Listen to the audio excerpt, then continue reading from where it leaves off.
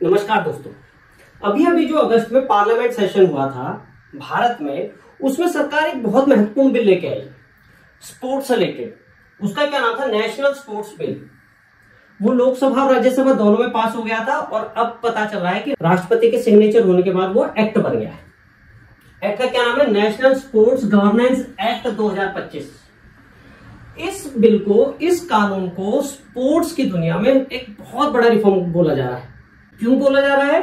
क्योंकि इससे ऐसा माना जा रहा है कि भारत की जो स्पोर्ट्स कल्चर है, स्पोर्ट्स की दुनिया, वो बिल्कुल चेंज हो जाएगी।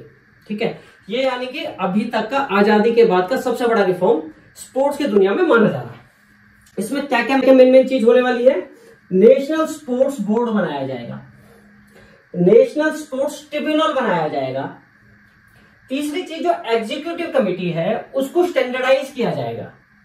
एग्जीक्यूटिव कमेटी, देखिए, जो नेशनल स्पोर्ट्स बोर्ड है और नेशनल स्पोर्ट्स ट्रिब्यूनल है, ये नई बॉडीज हैं जो कि बनाई जाएंगी सेंट्रल लेवल पे। ठीक है, और जो एग्जीक्यूटिव कमेटी है ये अभी भी होती है, लेकिन इसका कोई स्टैंडर्ड फॉर्मेट नहीं है ना। अब इसको स्टैंडर्डाइज किया जाएगा। कई सारी चीजें उसमें ध्यान में रख के ये बिल, ये कानून बनाया गया है। ठीक है, और चौथी चीज, सबसे बड़ी चीज जो स्पोर्ट्समैन के लिए, स्पोर्ट्स गर्ल्स के लिए जो सबसे बड़ी चीज होने वाली है, एथिक्स एंड ग्रीवांस कमेटी। ये हर स्पोर्ट्स की जो संगठन है, जो खेल संघ है, उसमें एथिक्स एंड ग्रीवांस कमेटी होगी ही होगी। यानी कि शिकायत निवारण जो कमेटी है वो होनी ही चाहिए। और जो वो शिकायत निवारण जो कमेटी है उसका एक स्पेशल फॉर्मेट होगा, यानी कि उसमें कितने सदस्य होने वाले हैं और उन सदस्यों में भी किस किस टाइप के लोग होंगे। तो ये बहुत बड़ी चीज होने वाली है। अब इन सब के बारे में, ये जो चार मेन चीजें हैं, इनके बारे में डिटेल से हम जानते हैं कि क्या क्या कैसे कैसे होगा। ठीक है, और स्पोर्ट्समैन की और जो खेल का जो कल्चर है भारत में, वो किस तरीके से चेंज होगा और कैसे वो पीक तक पहुंच पाएगा। ठीक है, अच्छा, कोई भी चीज बनाई जाती है, कोई भी एक्शन जब लिया जाता है तो उसके कुछ उद्देश्य होते हैं, कुछ ऑब्जेक्टिव्स होते हैं। ठीक है, तो इस कानून का भी कुछ उद्देश्य है। चाहे वो उद्देश्य जो है वो ऑफिशियली डिक्लेयर ना किया गया हो, लेकिन जो विशेषज्ञ हैं वो क्या मानते हैं उसके बेस पे हम इसके ऑब्जेक्टिव्स जो है डिस्कस करते हैं। सबसे पहले क्या होगा, जो स्पोर्ट्स की जो एक्टिविटीज हैं या स्पोर्ट्स जो ऑर्गेनाइजेशन है उनकी जो एक्टिविटीज हैं उनको स्टैंडर्डाइज किया जाएगा। स्टैंडर्डाइज से मतलब क्या है? अभी इस स्टेज पे क्या होता है कि कोई खेल संघ किसी तरीके से काम करता है, कोई खेल संघ किसी तरीके से काम करता है। जैसे कि अगर हम कुश्ती संघ की बात करें तो स्टेट लेवल का अलग तरीके से काम कर रहा होगा। अब इतने सारे स्टेट्स हैं तो कोई स्टेट कैसे काम कर रहा होगा, कोई स्टेट कैसे काम कर रहा होगा, और जो नेशनल लेवल का जो संघ है वो अलग तरीके से काम कर रहा होगा। तो उन सबको एक स्पेसिफिक फॉर्मेट में लेके आना, स्पेसिफिक रूल्स में लेके आना, यानी कि उसको स्टैंडर्डाइज करना, इसका एक ऑब्जेक्टिव ये है। ठीक है, दूसरा ऑब्जेक्टिव इसका क्या है? जो अभी क्या होता है, जो स्पोर्ट्समैन है उनकी बहुत सारी कंप्लेंट्स होती है ना, कि भाई चयन जो है, जो सिलेक्शन है वो सही तरीके से नहीं हुआ, या ट्रेनिंग जो है उसमें पार्शियलिटी की गई है ना, मैं महिला खिलाड़ी हूं, मेरे साथ भेदभाव किया गया है, शोषण हुआ है। तो जो ये कंप्लेंट्स हैं, जो इश्यूज हैं, इनमें कोई ट्रांसपेरेंसी नहीं थी, पता ही नहीं चलता था कि कौन सच कह रहा है कौन झूठ कह रहा है। और जब अदालत में केस पहुंचता था तो वो सालों सालों लटका रहता था। तो इस कानून का उद्देश्य ट्रांसपेरेंसी लाना है सिस्टम के अंदर। और दूसरी चीज, जो जस्टिस होगा, जो फैसला होगा वो फास्ट होगा, यानी कि जो भी डिसीजन होगा, जो हमारी ग्रीवांस कमेटी है उसको डेफिनेट टाइम में डिसीजन देना होगा। ठीक है, दूसरी चीज। तीसरी चीज क्या है? जो वुमेन स्पोर्ट्समैन है उनको खास ध्यान में रखते हुए कुछ स्पेशल रूल्स बनाए गए। ठीक है, चौथी चीज क्या होगी? जैसे हरियाणा में जो केस हुआ था, जो रेसलर्स थे, उन जो महिला पहलवान थी, उनकी कुछ कंप्लेंट्स थी, है ना, चाहे वो सच थी या नहीं थी, जो भी थी, लेकिन थी, और उनका अभी तक कोई प्रॉपर डिसीजन नहीं हो पाया। तो इस तरीके के केसेस ना, अगर आपने देखा होगा, सरकार को भी एम्बरेसमेंट झेलनी पड़ी थी इस केस में, है ना। तो पॉलिटिकल इश्यूज हो जाते हैं, सबके लिमिटेशंस होते हैं, पॉलिटिकल पार्टीज की, सरकार की पॉलिटिकल लिमिटेशंस हो सकती हैं। तो इस तरीके की चीज फिर से ना हो, तो इस चीज को भी ध्यान में रखते हुए इसमें काम किया गया। अच्छा, जो बीसीसीआई के केसेस हैं वो दोबारा से न हो, जैसे कि पिछली बार कुछ टाइम पहले हुआ था कि स्पॉट फिक्सिंग हो गई थी, मैच फिक्सिंग हो गई थी, ब्राइबरी के केस आते रहते हैं। तो इस तरीके के केसेस ना आए, इस चीज को भी ध्यान में रखा गया है। पॉलिटिकल एनक्रोचमेंट ना हो। पॉलिटिकल एनक्रोचमेंट से मतलब है कि जो एग्जीक्यूटिव कमेटी होती है उसमें कई बार आप देखोगे कि पॉलिटिकल लोग घुस गए हैं और वो हटते ही नहीं है, लंबे लंबे टाइम तक वो बने रहते हैं। तो ऐसा ना हो, इसके लिए भी इसमें अरेंजमेंट की गई है। और इंटरनेशनल जो हमारा जो ऐसा लगता है जो भारत सरकार है, उसका मकसद एक ये भी है कि जो इंटरनेशनल जो टूर्नामेंट्स हैं उनकी होस्टिंग हम करें, भारत करें। तो उसके लिए एक प्रॉपर सिस्टम बनाना होगा, यानी कि हमारा जो सिस्टम है, जो हमारा खेल का जो सिस्टम है, उसको इंटरनेशनल जो खेल है उसके साथ अलाइन करना होगा, जिससे कि हमारे जो स्पोर्ट्स एक्टिविटीज है उनकी क्रेडिबिलिटी बने। और जो टूर्नामेंट है जैसे ओलंपिक है, एशियन गेम्स है, या कोई भी बड़े जो टूर्नामेंट्स है उनकी हम होस्टिंग कर पाए, एक इसका पर्पज ये भी है। और एक बात ये भी है, जब आप देखोगे कि कोई भी जो ग्लोबल पावर है, चाहे यूएस है, रशिया है, चाइना है, ये वेपन्स में ग्लोबल पावर है, इकोनॉमी में ग्लोबल पावर है, ये स्पोर्ट्स में भी ग्लोबल पावर है। यानी कि अपने आप को सुपर पावर दिखाने के लिए, अपने आप को एक पावर दिखाने के लिए स्पोर्ट्स भी एक तरीका है। तो इन सब चीजों को ध्यान में रखते हुए ये एक्ट पास किया गया, ये एक्ट बनाया गया है, ये कानून बनाया गया। अब हम एक एक करके कि क्या क्या हमने किया है, क्या क्या उसके पार्ट्स हैं, वो कैसे कैसे काम करेगा, इसके बारे में हम एक एक करके जानते हैं। सबसे पहले नेशनल लेवल पे क्या बनाया जाएगा, नेशनल स्पोर्ट्स बोर्ड बनाया जाएगा। नेशनल स्पोर्ट्स का क्या काम होगा, जितने भी जो स्पोर्ट्स के जो खेल संघ हैं उनको सबसे पहले इससे मान्यता लेनी पड़ेगी, नेशनल स्पोर्ट्स बोर्ड से। नेशनल स्पोर्ट्स बोर्ड के कुछ रूल्स होंगे, वो अपना चेक करेगा कि हाँ भाई ये सारे मानक हैं, ये जो संगठन है इन पे खरा उतर रहा है, नहीं उतर रहा है। अगर वो उतरता है तो उसको मान्यता दी जाएगी। तो सबसे पहले नेशनल स्पोर्ट्स बोर्ड बनाया जाएगा। दूसरा एक बनाया जाएगा नेशनल स्पोर्ट्स ट्रिब्यूनल। जैसे कि ट्रिब्यूनल से ही पता पड़ रहा है, ये एक तरीके से कोर्ट होगा, ये एक कोर्ट होगा जो स्पोर्ट्स एक्टिविटीज पे, जो स्पोर्ट्स पे फैसले देगा। ठीक है, वो कैसे कैसे काम करेगा, क्या क्या करेगा, ये जो एथलीट्स के इश्यूज है, कोचेस की जो कंप्लेंट्स है, या स्पोर्ट्स फेडरेशन में आपस में डिस्प्यूट्स है ना, ये सारे तरीके की चीजें ये नेशनल स्पोर्ट्स ट्रिब्यूनल देखेगा। और क्या हो सकता है, जैसे करप्शन के इश्यूज आते हैं, डिसिप्लिनरी एक्शंस की जरूरत पड़ती है, डोपिंग के केसेस आ जाते हैं, है ना, डिस्प्यूट्स हो जाते हैं खिलाड़ी और संगठन के बीच में, दो संगठनों के बीच में। तो जब कोई फैसला नीचे के लेवल पर नहीं होगा तो जो फाइनल स्टेज होगी वो नेशनल स्पोर्ट्स ट्रिब्यूनल देखेगी। इसका सबसे बड़ा काम ये होगा। नेशनल स्पोर्ट्स ट्रिब्यूनल भी अगर कोई खिलाड़ी है, कोई कंप्लेंट है ना, वो सॉल्व नहीं हो पाती है, तो फाइनल अथॉरिटी सुप्रीम कोर्ट, यानी कि हाई कोर्ट का एक्शन नहीं होगा। नेशनल एनएसटी होने के बाद, एनएसटी से फैसला होने के बाद केवल सुप्रीम कोर्ट में ही फैसला हो सकता है। ठीक है, अब जो ये एनएसटी है, नेशनल स्पोर्ट्स ट्रिब्यूनल है, इसका जो कंपोजिशन है, इसमें जो लोग होंगे ये भी डिफाइन किए गए हैं। टोटल 3 लोग होंगे, एक चेयरपर्सन होगा और 2 और मेंबर्स होंगे।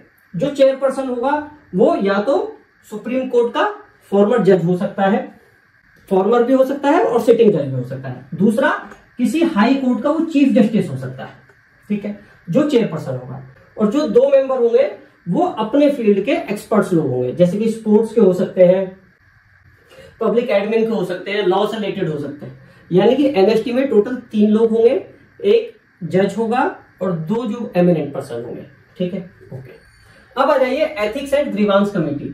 जितनी भी स्पोर्ट्स बॉडी हैं, चाहे वो नेशनल लेवल की हो, चाहे वो रीजनल लेवल की हो, सब में ग्रीवांस कमेटी होगी ही होगी। और ग्रीवांस कमेटी का जो कंपोजिशन है वो भी डिफाइन किया है कि कम से कम 5 लोग होंगे उसमें। जो चेयरपर्सन है वो रिटायर्ड जज हो सकता है या कोई लीगल एक्सपर्ट हो सकता है। ओके, 2 आउटस्टैंडिंग यानी कि 2 एमिनेंट स्पोर्ट्समैन उसमें जरूर होने चाहिए, एक महिला भी उसमें जरूर होनी चाहिए कम से कम, और एक अन्य पर्सन हो सकता है। यानी कि टोटल 5 लोग होंगे। अब ये कमेटी इस हिसाब से बनाई गई है कि इसमें जो स्पोर्ट्समैन होगा, जो स्पोर्ट्समैन इसलिए लिए गए हैं कि स्पोर्ट्समैन के जो वो एटीट्यूड को, स्पोर्ट्समैन के दृष्टिकोण को समझ सके। महिला भी जरूर रखी गई है जिससे कि वो जो वुमन है उनके अलग इश्यूज और हो सकते हैं, तो एक महिला होने से जेंडर इक्वालिटी भी उसमें बनी रहे। ठीक है, ये बहुत ज्यादा इंपॉर्टेंट पॉइंट है। ओके, अच्छा, अब एक है एग्जीक्यूटिव कमेटी, जो हमने पहले किया था, बोला था एग्जीक्यूटिव कमेटी अभी भी होती है, लेकिन एग्जीक्यूटिव कमेटी का कोई स्टैंडर्ड फॉर्मेट नहीं है, तो इसको स्टैंडर्डाइज किया गया है। कैसे स्टैंडर्डाइज किया है? अच्छा, एक बात और, एग्जीक्यूटिव कमेटी से कभी कोई कंफ्यूजन ना हो, तो एग्जीक्यूटिव कमेटी का काम क्या क्या होता है, जैसे कि अगर हम बात करें कि एक हम एग्जांपल लेके चलते हैं, हम माने कि रेसलिंग फेडरेशन ऑफ इंडिया को अगर हम कंसीडर करें, ठीक है, जो पहलवानी वाली जो फेडरेशन है, अगर हम नेशनल लेवल की उसको कंसीडर करें तो वो क्या क्या काम करती है? वो कंपटीशन, जैसे बिटवीन डिफरेंट स्टेट्स वो कंपटीशन ऑर्गेनाइज करती है, ठीक है। जो खिलाड़ी हैं उनके वो सिलेक्शन करती है, अगर हमें बाहर जाना है, ओलंपिक में जाना है, एशियन गेम्स में जाना है, तो जो खिलाड़ियों को जो सिलेक्शन है वो करती है, ठीक है। रूल्स नियम वो बनाती है, ठीक है। बजट है वो हैंडल करती है कि ट्रेनिंग पे कितना पैसा खर्च होगा, किस चीज पे कितना पैसा खर्च होगा, कितने कैसे हम अर्निंग करेंगे, ये सारी चीजें कमेटी देखती है। और जो जोनल जो एसोसिएशन होते हैं, जो रीजनल एसोसिएशन होते हैं, स्टेट लेवल पे, डिस्ट्रिक्ट लेवल पे, उनकी देखरेख, उनके ऊपर सुपरविजन भी एग्जीक्यूटिव कमेटी करती है। तो एग्जीक्यूटिव कमेटी एक बहुत इंपॉर्टेंट पार्ट है। अब इस एग्जीक्यूटिव कमेटी को स्टैंडर्डाइज कर दिया गया है। कैसे स्टैंडर्डाइज कर दिया गया है? कि ज्यादा से ज्यादा 15 व्यक्ति उसमें हो सकते हैं एग्जीक्यूटिव कमेटी में, ज्यादा से ज्यादा। अभी क्या होता है कि उसमें 30, 35, 40 कितने भी लोग हो जाते हैं। गुटबाजी रहती है दुनिया भर के, स्पोर्ट्स पे कम ध्यान और पॉलिटिक्स पे ध्यान ज्यादा हो जाता है। तो उससे बचने के लिए उसमें एक लिमिट सेट कर दी है कि 15 लोगों से ज्यादा नहीं हो सकते। दूसरी बात, 15 लोगों में 2 स्पोर्ट्समैन, आउटस्टैंडिंग स्पोर्ट्समैन, जो बहुत ऊंचे लेवल के जो खिलाड़ी होंगे वो उसमें जरूर होने चाहिए। तीसरी बात, उसमें कम से कम 4 महिलाएं होनी चाहिए, ठीक है। यानी कि रिप्रेजेंटेशन स्पोर्ट्समैन को दिया गया है, महिलाओं को दिया गया है, और मैक्सिमम जो पर्सन लिमिट है वो डेफिनेट कर दी गई है। अच्छा, तीसरी बात क्या है कि जो मेंबर्स हैं उसकी एज भी उन्होंने डेफिनेट कर दिया है, एक मैक्सिमम लिमिट दे दी गई है कि वो 70 साल से नहीं ज्यादा नहीं हो सकती। मैक्सिमम एक्सेप्शनल केस में वो 75 ईयर्स हो सकती है, लेकिन एक्सेप्शनल केस में विद रिटर्न रीजन, ठीक है। अच्छा, और एक बहुत इंपॉर्टेंट इसमें बात क्या करी है कि कई बार आप देखोगे कि कई जो पॉलिटिकल लोग हैं वो कमेटी में घुस जाते हैं और वहां से हटते ही नहीं, है ना, वो बिल्कुल एकाधिकार हो जाता है। उसको अवॉइड करने के लिए सरकार ने क्या किया है, वो एक मैक्सिमम टर्म्स उसमें डिसाइड कर दें कि 3 बार से ज्यादा कोई व्यक्ति लगातार 3 बार से ज्यादा उस संगठन का कमेटी का सदस्य, एग्जीक्यूटिव कमेटी का सदस्य नहीं बन सकता। क्लियर? एक सबसे बड़ी बात क्या है, एग्जीक्यूटिव कमेटी है उसको आरटीआई के अंडर लाया गया है, यानी कि राइट टू इंफॉर्मेशन एक्ट के अंडर लाया गया है। कोई व्यक्ति अगर किसी को कुछ लगता है कि कुछ हुआ है, कुछ ऐसी संदिग्ध एक्टिविटी हुई है, कुछ हुई है, तो हम आरटीआई डाल के उसके बारे में पता कर सकते हैं। लेकिन इस आरटीआई के प्रावधान से बीसीसीआई को, जो भारत का क्रिकेट बोर्ड है बीसीसीआई, उसको कुछ एक्सेप्शंस दिए गए हैं, कुछ अपवाद किए गए हैं कि कुछ रूल्स के अंडर बीसीसीआई जो है, कुछ चीजों के अंडर बीसीसीआई पे आरटीआई एक्ट नहीं लगेगा। उसके गवर्नमेंट ने अपने रीजंस दिए, जैसे कि कुछ प्रैक्टिकल रीजंस दिए। पहली बात तो उन्होंने ये बोली है कि जो बीसीसीआई है वो गवर्नमेंट बॉडी नहीं है, वो गवर्नमेंट से मॉनेटरी हेल्प नहीं लेती, उस पर गवर्नमेंट का कोई अधिकार नहीं है, ठीक है। वो अपना पैसा खुद से जुटाती है, टिकट बेच के, मीडिया राइट्स देके, ठीक है, आईपीएल के थ्रू, स्पॉन्सरशिप के थ्रू, यानी कि वो अपने पैसे खुद जुटाती है, तो वो भारत सरकार के अंडर नहीं आती, तो इस पर टोटल आरटीआई एक्ट नहीं लगाया जा सकता। दूसरी बात सरकार ने क्या बोली कि जब बीसीसीआई का जब वो केस हुआ था, रिश्वतखोरी का ऐसा कुछ केस हुआ था, तो सुप्रीम कोर्ट के अंडर एक कमेटी बनी थी जिसने ट्रांसपेरेंसी के लिए कुछ रूल्स बनाए थे। तो BCCI already following those rules, तो इसमें कुछ चीजों में आरटीआई से इसे अलग रखा जा सकता है, जैसे कि ना अननेसेसरी की कंट्रोवर्सीज ना हो, गैर जरूरत कंट्रोवर्सीज ना हो। कैसे कंट्रोवर्सीज कैसे हो सकती हैं? जैसा प्लेयर के कॉन्ट्रैक्ट्स होते हैं, सिलेक्शन होता है तो उसकी मीटिंग्स होती हैं, प्राइवेट मीटिंग होती है, इंटरनली ईमेल्स भेजे जाते हैं, तो हर चीज आरटीआई में अंडर आएगी ना, तो उसमें ना डिस्प्यूट्स रहेंगे, भाई इस खिलाड़ी को क्यों लिया, इसको क्यों नहीं लिया, तो कोई कुछ भी ना आरटीआई डालता ही रहेगा कि भाई ऐसे क्यों किया, ऐसे क्यों नहीं किया, इस खिलाड़ी को ज्यादा पैसे क्यों मिल रहे हैं, इसको कम क्यों मिल रहे हैं, इसको क्यों कैप्टन बनाया, इसको क्यों नहीं बनाया, तो इफेक्ट बहुत ज्यादा बढ़ जाएगा। तो उन चीजों को अवॉइड करने के लिए इन चीजों को आरटीआई से अलग रखा गया है। दूसरी चीज क्या है, जो बीसीसीआई है उसका एक बिजनेस मॉडल है ना, कि भाई यहां से हमें स्पॉन्सरशिप मिलेगी, यहां से हमें मीडिया राइट्स मिलेंगे, यहां से कॉन्ट्रैक्ट्स मिलेंगे, ठीक है। तो ये जो बिजनेस सीक्रेट्स हैं इसको आरटीआई से अलग किया गया है। हम आरटीआई में डाल के ये नहीं बोल सकते भाई कितने पैसे कमाए, उस खिलाड़ी को कितने पैसे दिए, उसको कितना कॉन्ट्रैक्ट किया, उसके बिजनेस डिटेल्स है वो हम नहीं निकलवा सकते। तीसरी बात और क्या है, एक स्पोर्ट्स डिप्लोमेसी को भी ध्यान में रखा गया है। जैसे कि ना कई सारी जो चीजें हैं वो गवर्नमेंट के डिसीजन पर डिपेंड करती हैं। जैसे कि भारत पाकिस्तान का मैच है, ठीक है, तो भारत सरकार को लगता है कि यार ये मैच नहीं होना चाहिए, या फिर ये मैच हम करा देते हैं, तो इससे रिलेटेड हम चीजें हम आरटीआई से नहीं निकलवा सकते कि भाई सरकार ने ऐसा डिसीजन क्यों लिया, ऐसा क्यों लिया, तो क्योंकि वो स्पोर्ट्स डिप्लोमेसी के अंडर आएगा और उससे जो भारत के जो सीक्रेट्स है वो लीक हो सकता है। तो ऐसे कुछ प्रैक्टिकल रीजंस हैं जिसकी वजह से आरटीआई से बीसीसीआई को अलग रखा गया है, ठीक है। लेकिन ऐसा नहीं है कि वो बिल्कुल ही अलग रहेगा आरटीआई से। कुछ चीजें आरटीआई के अंडर आएंगी, कुछ चीजें जो है वो एज अ बिल्कुल इंडिपेंडेंट बॉडी काम नहीं कर पाएगा बीसीसीआई। जैसे कि करप्शन से रिलेटेड केसेस हैं, एग्जीक्यूटिव कमेटी के हो, खिलाड़ियों के हो, स्पॉट फिक्सिंग में कोई फंसा है, मैच फिक्सिंग में कोई फंसा है ना, कोई डिसिप्लिन से रिलेटेड कोई एक्शन है, तो वो एनएसटी में सुने जा सकते हैं, ठीक है। यानी कि सुप्रीम कोर्ट में जाने से पहले वो एनएसटी में सुने जाएंगे। तो इस तरीके से बीसीसीआई जो है एक हद तक या गवर्नमेंट के जो रूल्स है उसके अंडर में काम करेगा, और उसका जो बिजनेस मॉडल है या बहुत ज्यादा जो डिस्प्यूट्स हो सकते हैं, कॉन्ट्रोवर्सीज हो सकती हैं, उन चीजों को थोड़ा सा अलग रखा गया। अच्छा, अब जो ये पूरा जो एक्ट है, जो पूरा जो ये कानून है, इससे स्पोर्ट्समैन को क्या क्या बड़े फायदे होंगे, जिससे हम कह रहे हैं कि ये बिगेस्ट रिफॉर्म है अभी तक का, स्पोर्ट्समैन को क्या क्या फायदे होंगे, इस पे हम डिस्कस करते हैं। सबसे पहले क्या होगा कि फास्टर डिस्प्यूट रिजोल्यूशन, यानी कि जो फैसले हैं वो बहुत जल्दी आएंगे। अभी तक क्या होता है कि खिलाड़ी की गलती है, संगठन की गलती है, कुछ भी है, वो कोर्ट में जाता है और कोर्ट में सालों तक लटका रहता है फैसला, क्योंकि कोर्ट की अपनी लिमिटेशंस है, वहां पे लाखों करोड़ों केस पहले फंसे हुए हैं। तो स्पोर्ट्स को या स्पोर्ट्स पर्सन के लिए कोई स्पेशल कोई अलग से कोई रूल नहीं है, कोई प्रायोरिटी नहीं देंगे उसे वो। तो इससे क्या होता है कि एक स्पोर्ट्समैन पता पड़ेगा कि जैसे उसका कोई मामला अदालत में लटका हुआ है और वो एक्टिविटी जो टूर्नामेंट है वो ही खत्म हो गया, ठीक है, वो उसका टाइम निकल गया। तो इस तरीके की जो इश्यूज हैं अब नहीं हो पाएंगे, क्योंकि जो ग्रीवांस कमेटी है वो डेफिनेट टाइम में काम करेगी। जैसे कि जो स्टेट लेवल की जो कमेटी है वो 30 दिन में अपना फैसला देगी, जो नेशनल ग्रीवांस कमेटी है उसे 30 से 45 दिनों के अंदर अपना फैसला देना पड़ेगा, और जो एनएसटी है, नेशनल स्पोर्ट्स ट्रिब्यूनल जो है, उसे 90 दिन में अपना फैसला देना पड़ेगा। और अगर कोई बहुत क्रिटिकल केस है तो अगले 3 महीने में, यानी कि अगले 90 दिनों में उसे अपना फैसला देना पड़ेगा, ठीक है। और ये भी नहीं कि बस वो हर केस को 6 महीने कंसीडर करके ही चले, नहीं, जब वो 3 महीने हो जाएंगे, पैसा क्रिटिकल है, कोई केस क्रिटिकल है, तो वो रिटर्न में देगा कि वो 3 महीने में फैसला क्यों नहीं कर पाया, एनएसटी भी। यानी कि अकाउंटेबिलिटी, जो टाइम से रिलेटेड अकाउंटेबिलिटी सेट कर दी गई है। तो जो सॉल्यूशन होगा, जो जस्टिस होगा, वो टाइम बाउंड होगा, पहली बात। दूसरी बात, जैसे कि हमने बात करी, एथलीट्स का पार्टिसिपेशन रखा गया, चाहे वो ग्रीवांस कमेटी हो, चाहे वो एग्जीक्यूटिव कमेटी हो।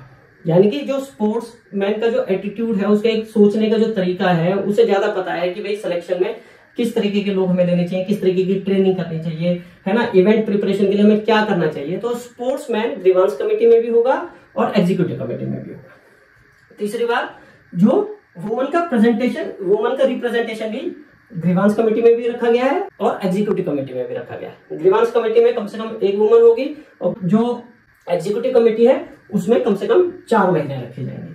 तो देखिए, जस्टिस फास्ट हो गया, प्रेजेंटेशन, खिलाड़ियों का प्रेजेंटेशन हो गया, महिलाओं का प्रेजेंटेशन हो गया, और ट्रांसपेरेंसी आ गई। अच्छा, अब जो सबसे बड़ी बात है वो है जो ग्रीवांस कमेटी है वो किस तरीके से काम करेगी। इसको हम एक एग्जांपल के साथ लेके चलते हैं, क्योंकि है ना, ये वाले इश्यूज आते रहते हैं। जैसे हरियाणा में जो रेसलर्स का आया था ये इशू, फॉर एग्जांपल हम बात करते हैं कि जैसे रेसलिंग फेडरेशन ऑफ इंडिया की बात करते हैं कि ये कैसे काम करेगी आने वाले टाइम में। तो सबसे पहले कोई भी रेसलिंग फेडरेशन होगा, चाहे वो इंडिया के लेवल पे हो, चाहे वो किसी स्टेट के लेवल पे हो, उसे नेशनल स्पोर्ट्स बोर्ड से मान्यता लेनी पड़ेगी, पहली बात। दूसरी बात, उसको जो गवर्नमेंट के जो नॉर्म्स हैं वो फॉलो करने पड़ेंगे। कैसे कि एग्जीक्यूटिव कमेटी उसकी होनी चाहिए, एग्जीक्यूटिव कमेटी में उसके 2 खिलाड़ी और 4 महिलाएं जरूर होने चाहिए। तीसरी बात, ग्रीवांस कमेटी जरूर होनी चाहिए, जिसमें कि कम से कम 5 लोग होने चाहिए, और उसमें 2 खिलाड़ी और 1 महिला जरूर होनी चाहिए। ये हो गई अगर हम उसकी बात करें। और सबसे बड़ी बात, अभी वहां पे एक बात हुई थी जब रेसलर्स का इश्यू आया था कि भाई जो खिलाड़ी थे वो बोल रहे थे कि भाई मैं तो ये करूंगा, मैं ये नहीं करूंगा, है ना। संगठन बोल रहा था, संघ बोल रहा था कि नहीं भाई आपको ये रूल फॉलो करने हैं, हम ये क्राइटेरिया होगा सिलेक्शन का। जबकि जो खिलाड़ी है वो कह रहा था नहीं मैं तो पिछले ओलंपिक में भी गया था, मैं तो अब की बार भी जाऊंगा। यानी कि कुछ हैप्पैजार्ड था, यानी कि कोई स्टैंडर्ड फॉर्मेट नहीं था। अब की बार क्या होगा, जो संघ होगा वो अपने जो सिस्टम है, जो सिलेक्शन जो क्राइटेरिया है, जो चयन प्रक्रिया है, उसको पहले से क्लियर करके चलेगा, पब्लिश करके चलेगा एडवांस में कि क्या खेल के या सिलेक्शन के क्या क्या रूल होंगे। ठीक है, तो कोई किसी को डाउट नहीं होगा, है ना, किसी को मतलब यहाँ पे चांसेस कम हो जाएंगे भेदभाव होने के, खिलाड़ियों को क्लैरिटी रहेगी सबको। क्लियर। अच्छा, अब बात करते हैं कि बिल्कुल प्रैक्टिकल चीज की, कि अगर किसी खिलाड़ी की कोई कंप्लेंट है ना, तो वो कंप्लेंट कैसे कर सकता है, उसको सॉल्व करने का मैकेनिज्म क्या होगा। जैसे कि किसी रेसलर ने कंप्लेंट की, ठीक है, तो उसकी कंप्लेंट 3 स्टेप्स में सॉल्व होगी। पहला, स्टेट लेवल पे, यानी कि जो स्टेट लेवल की जो ग्रीवांस कमेटी है वो 30 दिन में अपना फैसला सुनाएगी। अब अगर वो सेटिस्फाई नहीं होता है उससे, तो वो जाएगा नेशनल ग्रीवांस कमेटी के पास, जो नेशनल जो फेडरेशन है उसकी एथिक्स एंड जो ग्रीवांस कमेटी होगी उसके पास जाएगा, वहां पे कंप्लेंट की, वो अपना फैसला देगी 30 से 45 दिनों के अंदर। फॉर एग्जाम्पल अभी भी वो सॉल्व नहीं हुआ केस, अब वो केस जाएगा नेशनल स्पोर्ट्स ट्रिब्यूनल के पास, जो कि 90 दिन में अपना फैसला देगा। और अगर कोई प्रॉब्लम बहुत ज्यादा जटिल है, बहुत कॉम्प्लिकेटेड इश्यू है, तो वो 180 दिन में अपना फैसला देगा। अगर अब भी फैसला नहीं होता है तो सुप्रीम कोर्ट उसका फैसला करेगा। क्लियर। अच्छा, अब अगर ये जो स्टेप्स है, ऐसा नहीं है कि ये ऐसे ही जाएगा, ये नॉर्मल केसेस की बात है। अगर कोई स्पेशल केस है, जैसे कि हरासमेंट का कोई केस है, ब्राइबरी का कोई केस है, कोई भी सीरियस केस है, तो नेशनल लेवल की जो ग्रीवांस कमेटी है उसमें खिलाड़ी डायरेक्ट जा सकता है, या फिर एनएसटी में भी वो डायरेक्ट जा सकता है। स्टेट को भी स्किप कर दे, नेशनल जो फेडरेशन उसको भी स्किप कर दे, डायरेक्ट एनएसटी में भी जा सकता है एक्सेप्शनल केसेस में, यानी कि जो स्पेशल केसेस है उस केस में। अच्छा, अब बात यह है कि कोई खिलाड़ी कंप्लेंट कर कैसे सकता है, कोई खिलाड़ी कंप्लेंट करेगा कैसे, अगर उसका कुछ इश्यू है तो वो अपनी कंप्लेंट पहुंचाएगा कैसे। देखो, पहली बात वो ऑफलाइन दे सकता है, यानी कि फिजिकली प्रूफ के साथ फॉर्म भरेगा, मेरे साथ ये हुआ है, ये इश्यूज है, यानी कि ऑफलाइन। दूसरा, वो ऑनलाइन भी कर सकता है, यानी कि वो जो अपनी कंप्लेंट है वो डिजिटली सबमिट कर सकता है। इसके लिए क्या होगा कि एक रूल बनाया है कि ऑफिशियली जो भी संगठन होगा वो एक ऑफिशियल पोर्टल बनाएगा, एक ईमेल सिस्टम बनाएगा, जिसमें कि खिलाड़ी अपनी कंप्लेंट दर्ज कर पाएगा। ठीक है, और जब वो कंप्लेंट देगा, अपनी कंप्लेंट दर्ज कराएगा, तो कंप्लेंट का आईडी नंबर मिलेगा, कंप्लेंट नंबर मिलेगा, जिससे कि वो ऑनलाइन वो कंप्लेंट जो है किस स्टेज पे है उसकी चेकिंग कर सकेगा। ठीक है, ये हो गया पेमेंट। इसके अलावा एक चीज और ध्यान में रखी गई है, कई बार कॉम्प्लिकेटेड इश्यूज आते हैं, है ना, महिला का इशू हो सकता है, तो उन केसेस में एक ये भी है कि कॉन्फिडेंशियल भी रखा जाएगा। अगर खिलाड़ी चाहता है कि मेरी आइडेंटिटी को कॉन्फिडेंशियल रखा जाए, तो इस चीज का भी ध्यान रखा जाएगा। ठीक है, तो ये सारी जो चीजें हैं, इसमें मोटा मोटा ये सारी चीजें इस कानून में कवर की गई है। अच्छा, तो फाइनली अगर हम बात करें तो इस कानून में क्या क्या हुआ, स्टैंडर्डाइजेशन कर दिया गया है, स्पोर्ट्स जो एक्टिविटीज हैं या फिर जो स्पोर्ट्स संगठन है उनको स्टैंडर्डाइज कर दिया गया है। दूसरा, ट्रांसपेरेंसी और अकाउंटेबिलिटी इसमें इंक्लूड की गई है। तीसरी बात क्या है, जो सिस्टम है उसको एथलेटिक सेंट्रिक रखा गया है। ठीक है, यानी कि अभी जो सिस्टम है वो कुछ जो है पॉलिटिकल लोगों के इर्द गिर्द घूमता है ना। यहाँ पे क्या होगा, स्पोर्ट्समैन जो है उनके इर्द गिर्द घूमेगा सिस्टम। और जो ग्लोबल की प्रैक्टिसेस है, जो ग्लोबल प्रैक्टिसेस हैं स्पोर्ट्स की, हमारे नेशनल स्पोर्ट्स एक्टिविटीज को उनके साथ अलाइन करने की कोशिश की गई है, जिससे कि क्या होगा, दुनिया में इंडियन स्पोर्ट्स की क्रेडिबिलिटी बढ़ेगी, है ना। जो वर्ल्ड के जो टूर्नामेंट्स हैं उनकी होस्ट करने की प्रोबेबिलिटी बढ़ जाएगी। खास करके हमारी जो सरकार है वो 2036 के ओलंपिक्स पे होस्टिंग करने पे काम करे, यानी कि जो सरकार है वो ये चाह रही है कि 2036 में जो ओलंपिक्स है उनके होस्ट हम करें, है ना। तो जब ये सब कुछ होगा, क्रेडिबिलिटी बढ़ेगी, तो एक पॉसिबिलिटी बढ़ेगी कि हमें 2036 को ओलंपिक्स कराने का मौका मिल जाए। और अल्टीमेटली जो कंट्री है, भारत हमारा देश है, स्पोर्ट्स में वो नई ऊंचाइयों को छुएगा। इस पर्पस के साथ ये कानून लाया गया है। अब वो कितना सक्सेस होगा, क्या ऊंची नीच होगी, क्या हिकअप्स आएंगे, ये आने वाले समय में पता चलेगा। तो ये थी सारी स्पोर्ट्स का जो ये कानून है उससे रिलेटेड बातें। अगर आपको वीडियो पसंद आया हो तो लाइक करना, लोगों के साथ शेयर करना कि इसके क्या क्या इम्पैक्ट होंगे, खासकर स्पोर्ट्समैन अगर कोई है उनके साथ शेयर करना, और हमारे चैनल को सब्सक्राइब करना। आगे हम फिर ऐसे ही किसी नए टॉपिक के साथ आपके सामने प्रस्तुत होंगे। Thank you.